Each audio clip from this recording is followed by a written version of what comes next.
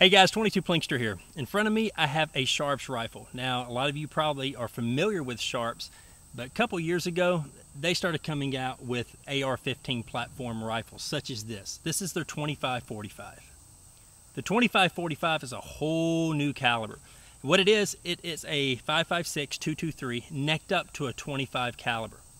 You're probably asking yourself, why neck it up to a 25 caliber? Well, it's pretty simple. A lot of people, now that the AR-15 platform is so common, they're starting to hunt medium to large size game with a 5.56 or a 223.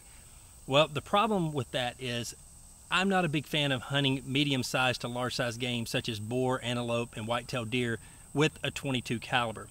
Me personally, I think it's a little bit too small to be hunting larger game such as deer and boar and antelope with a 22 caliber 5.56 223. Not because the power's not there, it's just because of the diameter of the bullet. So Sharps came up with the 25-45. And with that, instead of shooting a standard 55 grain bullet, it's going all the way up to an 87 grain bullet. This rifle has a whopping 1,700 foot-pounds of energy.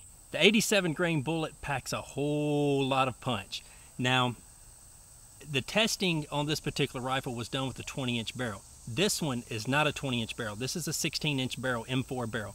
I wanted something shorter and lighter, and I will get to that later on in the video.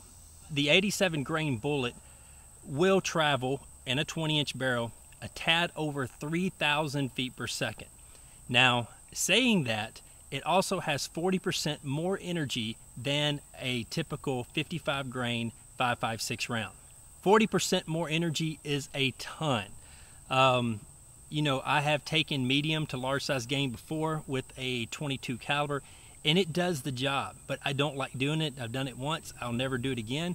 And I know a lot of it's shot placement, I know that, but when you're putting downrange 40% more energy, it can be the difference of you taking the animal or wounding the animal.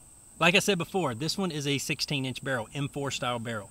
I do not have a muzzle brake on it right now, and the reason being is I'm going to be getting a 30 caliber can for the end of this rifle, and this is going to be I guess my farm gun.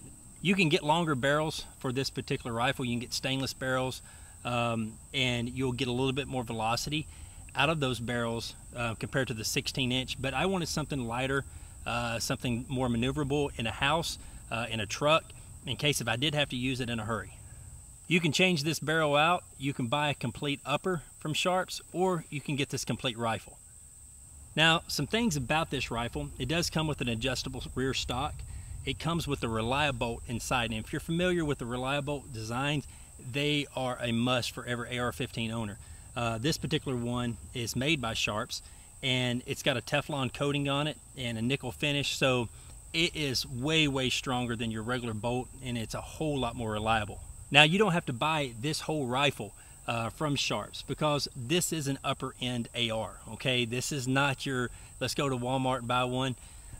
This is an upper end AR, and they can get a little pricey, but what you can do is take your regular AR-15 platform and just swap out the barrel for, you know, $300 or so. You could have a brand new barrel on your AR-15 that will chamber the 25-45.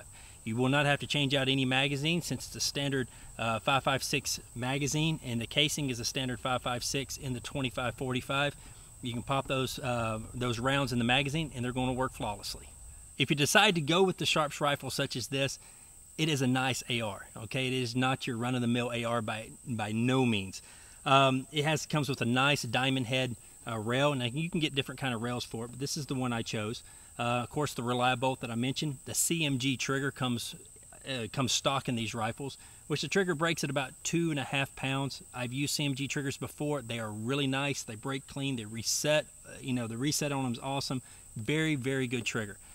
All right, since I will be using this rifle primarily hunting big game such as deer and boar within 100 yards, I want to see what this rifle is capable of doing at 100 yards. Now, I've got on here a Bushnell Ultra Legend HD. This particular scope is 4x14. I'm gonna put a few rounds on paper down here at 100 yards. I've got another camera set up down there, so if I can keep them, you know, 1.5 inch, 2-inch group with this particular setup, I'm perfectly happy. So here we go.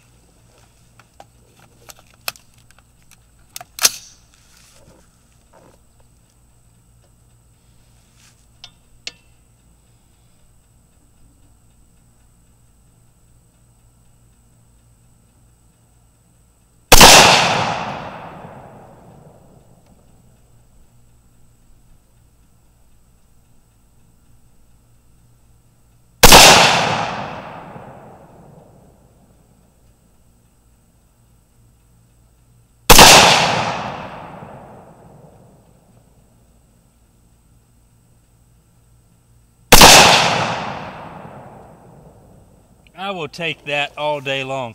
The first shot was all me.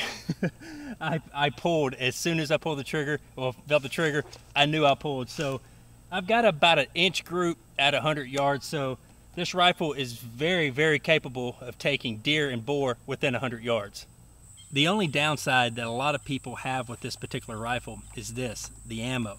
The ammo is a little pricey. It's between $23 and $25 a box of 20. But you can get from Sharp some blemished rounds that are run for about $19 for 20 rounds. You know, if you're an avid reloader like myself, you would buy the dies from Sharp and just reload the ammo yourself and save a ton of money. All right, now I showed you the group at 100 yards. Let me take this scope off and I'm going to show you how I'm going to be running this rifle 99% of the time. Through the beauty of editing, I've got me a red dot sight on here. Now, I spoke with Holosun, and this is one of their #1 selling sights. For the money, for the price point, you can't beat this particular optic on an AR or for a red dot. Now, this particular sight does have vibration on, so if the sight vibrates, it will automatically come on. It has multiple levels of brighter and dimmer. It's got a 2 MOA dot, and this thing is very rugged. I'm telling you, this thing will take a beating and stay zero in. I'm a big fan of Holosun sights. I've used them now on several of my firearms, and they've never let me down. Now that I'm burning up out here, let's go in the woods and do some shooting. Before we go, let's slap some steel. I've got a magazine loaded up here. I've got some steel targets down there, courtesy of shootsteel.com. Now, if you're interested in this rifle or these targets or anything that you've seen in this video, such as this optic or that Bushnell scope, I'm going to put everything in the comments below, so go check them out. All right, here we go.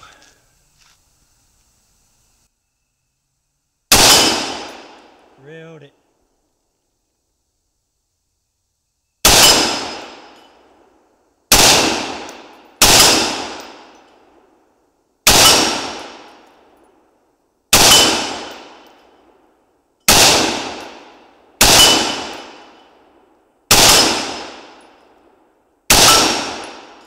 Out. This rifle is a good shooter, guys. If you get a chance, go check out Sharp, Holosun, and the nice people over there at shootsteel.com. Until next time, y'all be safe and keep blinking.